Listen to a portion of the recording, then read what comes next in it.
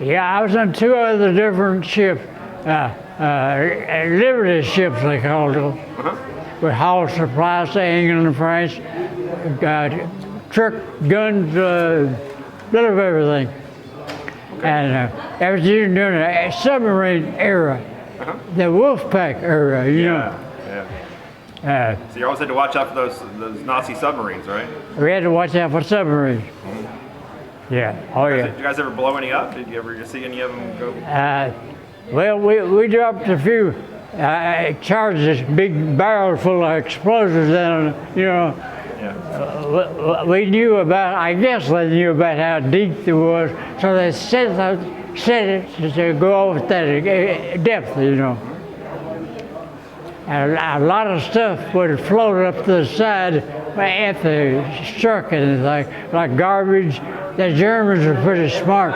They saved all their garbage to turn loose, make us think they sank the submarine. You know. Oh yeah. So when you were on the Ranger, what was your assignment on the Ranger? Well, because we used telephones and we didn't watch a whole lot, you know. You know what they call watch. On 24 hours and off 24, watching for anything. You had to report anything you seen that looks suspicious, you know. Yeah. Were you up in the northern Atlantic where the icebergs and stuff were? You what? Were you in the northern Atlantic where the icebergs and stuff were? Oh, I was in northern Atlantic. Yeah, that's when I made four trips across. Okay. To England and France. And I was in the iceberg country, all right. Yeah. That water was cold. The commander told us if we had to abandon the ship, we wouldn't last but a few minutes in that water. Yeah, I can imagine. Of course, luckily, we didn't have to do that. Yeah. All right. Well, how long did you stay in after the war? How long did I stay in after the war? Yeah. I didn't stay in very long after the war. Okay. Yeah, we was in England, and when the war was over there in France, you know. Yeah. And after it was over, they didn't have no use for us over there then, so they sent us back to New York. And since we were going back home, they sent a bunch of troops back home with us, you know. And we took a bunch of them back on our same ship. There's New York, Staten Island in New York. I was 18, September the 3rd, 1945. October, I got a letter said, go to the bus station. Went down there. December the 26th, I got a letter to go for good. Well, I backed it up till January the 2nd of 46. Well, I got on the bus down here again, went to Atterbury, Indiana. Stayed around there for 2 or 3 days. Put me on a train and headed Fort Lewis, Washington. I done my basic training at Fort Lewis, 8 weeks, and 8 weeks of carpenter school at North Fort Lewis. Norfolk, Virginia. I used to live there. Huh? I used to live in Norfolk. And after I got through there, they gave me orders of delaying route to come home, go back to Glenmore, New Jersey, go to Germany. Had a train strike. That canceled all of that. Well, we stayed around there about 2 or 3 weeks. Finally found a place to send us. Fort Ord, California. Got on a train one afternoon. We had a Pullman, by the way. That's the first sleeping car I had. See, it took about 4 or 5 days to come from Indiana or anywhere. I went back far. Anyway, we got ready to head out Fort Ord, and the little guy said, "Now stay on this train, don't get off." Well, I seen people that was stopped. They're selling sack lunches for $1. I hopped off to get one. He caught me coming back off. He said, "You'll go on KP tomorrow in the morning." Yeah. I thought he still got it, but he hadn't. He woke me up at 4 o'clock. Well, I helped them then. I'm skipping a lot of stuff because you don't want to be here all day with me. Well, we had about 3 dozen eggs left. How come he to do this? I'll never know. I went and got them, took them back to where I give them out to them guys. Farther up away from where I was sitting, well, they had a ball throwing them out, hitting things. Well, they were going to eat them. Well, we'd got going through San Francisco, California, at a train station, and undoubtedly there was one of them eggs left. They hit a conductor right upside the head. And they stopped that train just like that. MPs piled on it. I didn't know what it was all about, but they finally told me. I was a guilty guy with the eggs, nobody ever knew. Went on there, I wound up in Morro Bay, California, at a Navy base. The Navy moved out. I wound up at 532nd Boat and Shore Regiment. LCMs, LCBPs, landing barge. I'm skipping a lot of stuff because you don't want to be here all day with me. But I stayed there in 1947. Come home, back to Union City. And here I am, 94-year-old. Union City. So you never actually got to go overseas at all, huh? No. See, I had that train strike. Yeah. I would like to went to Germany. That's what we was training for. I went to that carpenter school to build buildings. Yeah, you were part of the Reconstruction, right? That's what it was all about. Yeah. But Just didn't work out. it didn't happen. But you got to chuck eggs at people. Huh? You got to chuck eggs at people. Yeah. But I had a pretty good life. Yeah. My wife, I was married at the time. My wife got to come to see me in December of 1945. Had a big Christmas. She rode a train about 4 or 5 days to get in there. Yeah. See it? California, yeah. Well, that's how it took you to get from Richmond to California or Washington. Yeah. It took about that long. Yeah. They wasn't flying nobody, Yeah. and we never got to ride a bus till just around the camp or something like that. Yeah. I was in the MPs on a Naval Air Station in Key West, Florida. Oh my God. Hard life. I think you win the line. Oh, it was dangerous, man. And I had to stay, when I stood the main gate guard, the main road split our air station. And I had to stand out and make the sailors square their hats to cross the street. But as soon as they got across the street, they could shove them back.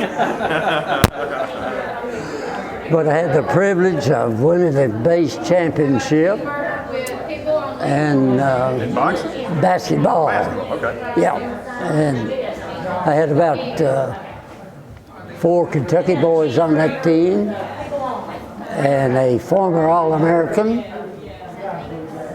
His name was Mike Sopratowicz.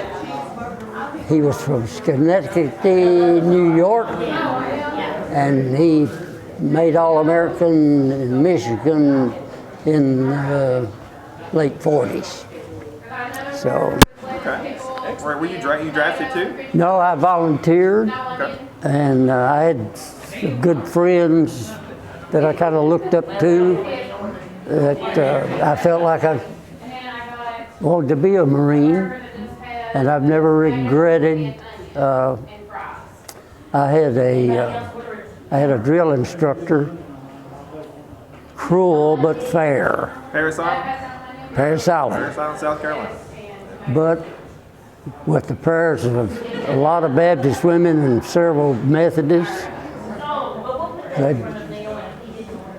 they prayed for my behalf, and a lot of fellows out of the Red House and the nation as a whole.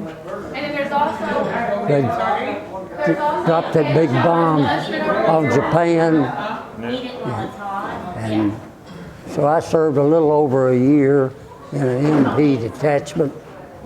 Very blessed, very blessed. And my most scary time in the service was standing inspection on the airstrip in Key West, Florida. And my highest ranking officer, the only real officer that we had, was a captain. He and a naval commander with a cap full of scrambled egg were holding an inspection. And that commander froze himself in front of me, standing at attention, and my heart left out the toes of my feet. And he said, "At ease." And he backed up one step. He looked back down at my shoes, and he said, "Mac, I've been inspecting troops in lots of places, in lots of different ways. I've never seen a pair of shoes that nice." So that was a scary event. But then my captain called me in the office, and that was the next scary thing. And he said, "Parke," he said, "I got a favor." So that commander scared us both a little bit the other day, but said about that time he reached down in the drawer and set a rough-looking pair of shoes on top of the desk. He said, "I got a dance on the weekend. Could you do anything for these?" That's great. So I've profited in lots of ways, but That's great. Well, you said you went on to be a mail carrier? Fellas, I grew up on a farm. I followed a mule and many miles.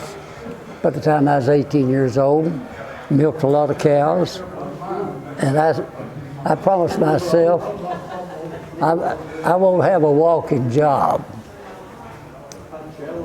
What do? I go to the Marines and I drill in sand up to my ankles every day, and still with that attitude that I'm going to get me a job not walking. I come back home and start farming. Then I start to work for the U.S. Postal Service, and I worked 25 years walking for Uncle Sam in the post office service. And bless my heart, at 94 I can still walk, and I list to the left a little bit, but I'm just grateful. It kept you in good shape. Yes, mighty fortunate. Absolutely. And I do have the privilege of being proud of being married come December the 17th, 73 years to one precious lady. Wow, very nice, very Yes. nice. I was in one of the first constabulary units to sort of police the cleaning up of Europe, getting the DPs back in place. Okay. So where did you go to? Germany, France? Where were you at over there? I spent 11 months in Austria and Germany. Okay. And you weren't, so you were just there kind of keeping the peace and everything? Is that kind of, you were there kind of keeping the peace and like an MP type role? Well, the constabulary is supposed to be a police unit, but really about all I did was stay in training all the time. What were they training you for? What kind of training was it? Well, I went to radio school, learned Morse code and all that. I went to radio repair school. I went to a school to string telephone lines, and it just seems like I was training all the time. All right. Well, where all did you go? Do you remember any particular cities or anything you went to, or any where all did you go to? Any place kind of memorable?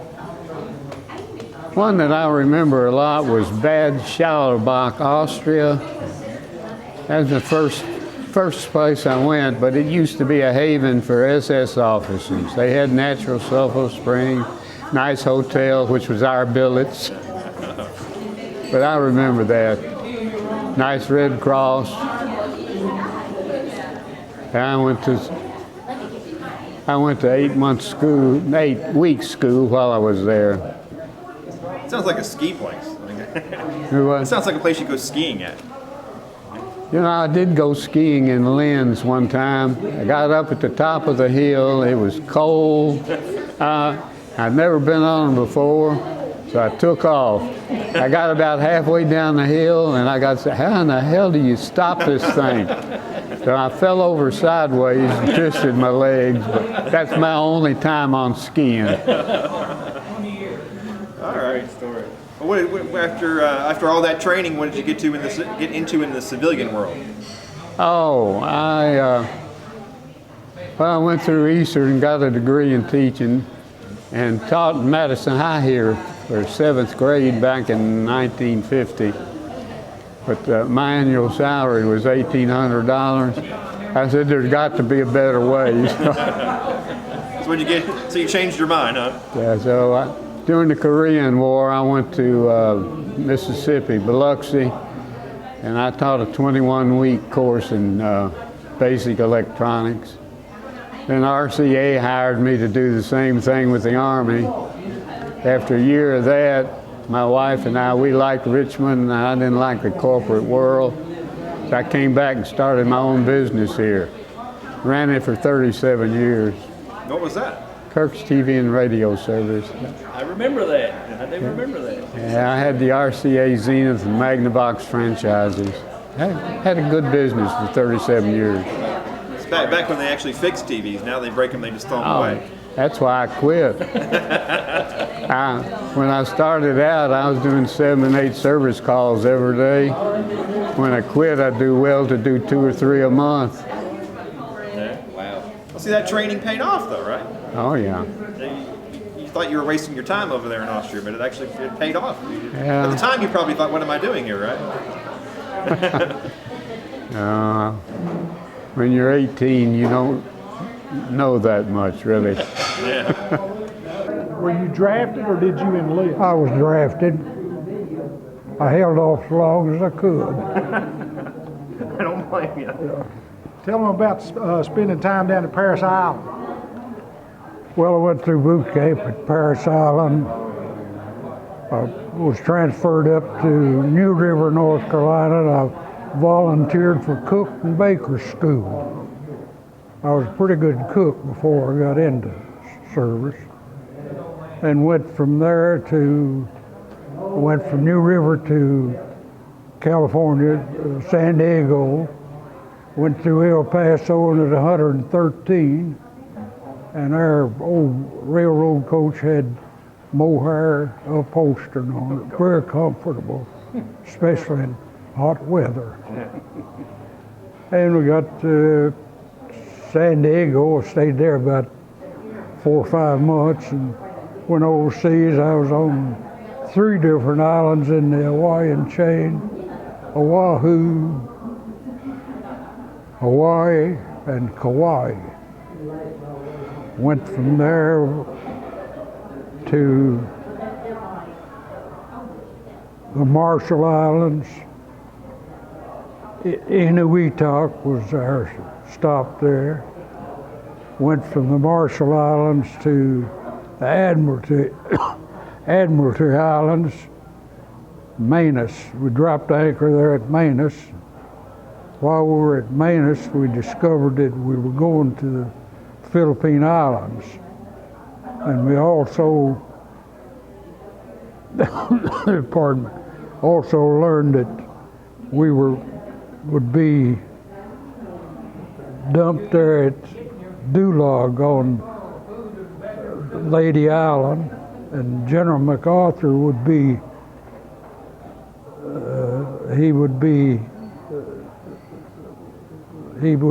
get off the landing craft about 300 or 400 yards up the island from me, north of us, But while we were in Marinės, we decided that we'd make a picture or make a sign to welcome MacArthur, and there was a real good artist on our headquarters company, and we had him letter this sign for us, and we had it ready for MacArthur. They managed to get it on a little shack there on the island where he was supposed to get off.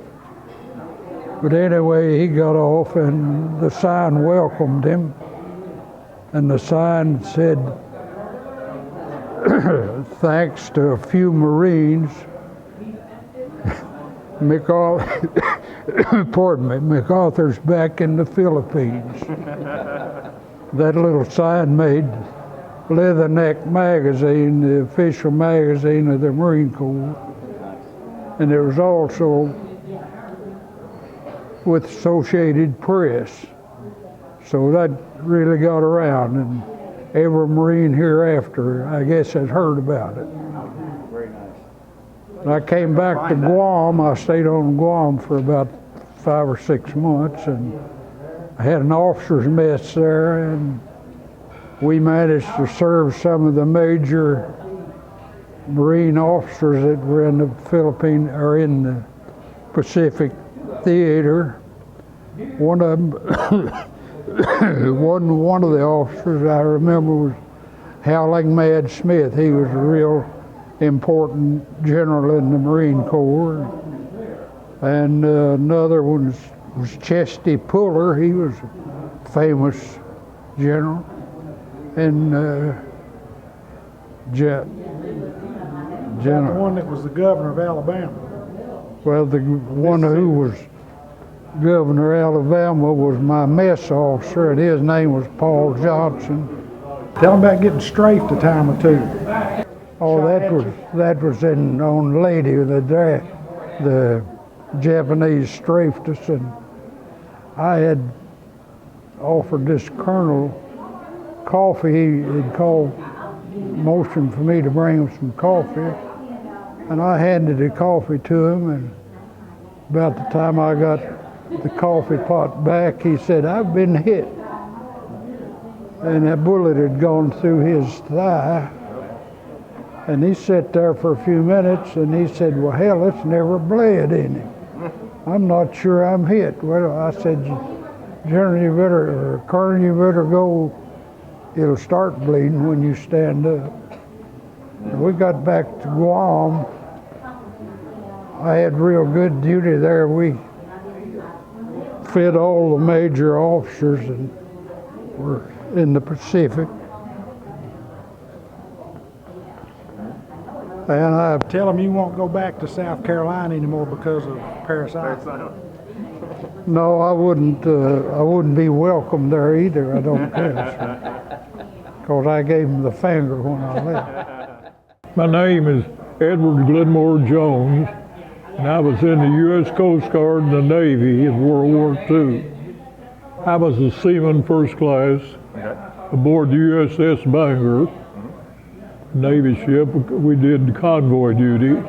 We made 2 trips to Africa, and we had one convoy. We lost one submarine sank one of our ships, and my call to action was we made 2 runs on the submarine, and garbage came to the top. We thought, hey boy, we've helped an assist sinking a submarine.